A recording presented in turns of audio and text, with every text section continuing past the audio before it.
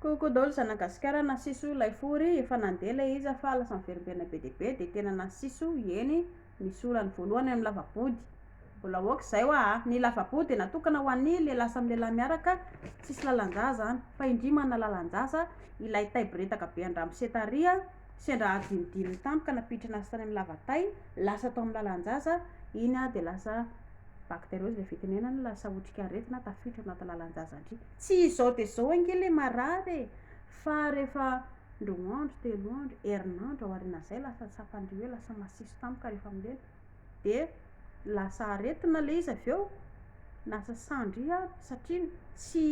tsy voadio an'ny rano sasany aty ivelany zany mihitsy lalan-jaza fa rehefa hoe manasafory dia aty ivelany ihany sasany dia lasa jereo fa lasa aretina.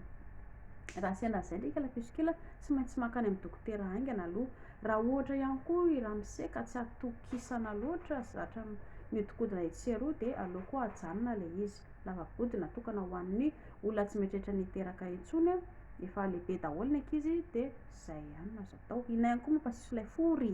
dia eo amin'ilay hoe sendra ilay slip anaovandria tsy coton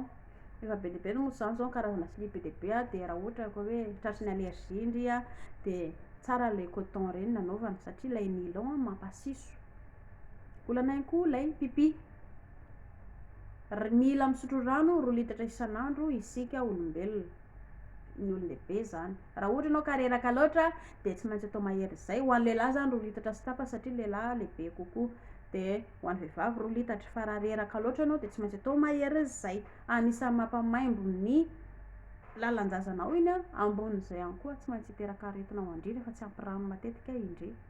itsika olombelona tsy vehivavy fa lehilahy tsy maintsy misotro rano matetika ianao 2 litatra na 2 litatra sasany farafaratsiny ho an'ny lehilahy. Na ihany koa ilay mifafa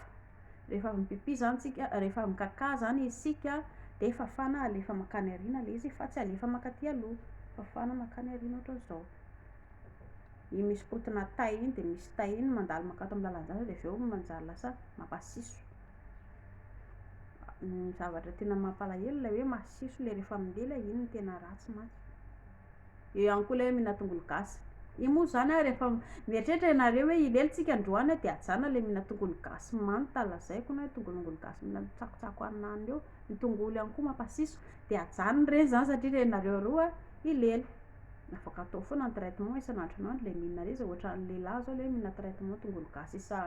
isan'andro atao isan'andro mba hikolokoloana lataka ilaina le izy fa rehefa fantatrareo ilelynareo androany dia ajanona aloha mba hisoroana an'ilay somary le masiso ohatran'izay zany fomba ahoana ianao hanoroka olona nefa olona masiso be miaraka aminao.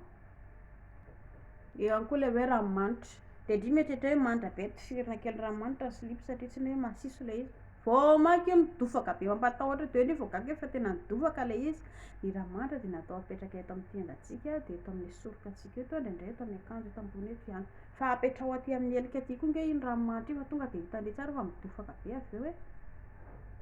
tsy natao an'ny tsy natao amin'ny lalan-jaza zany ny ranomanitra fa tsy misy ilay masisosiso kely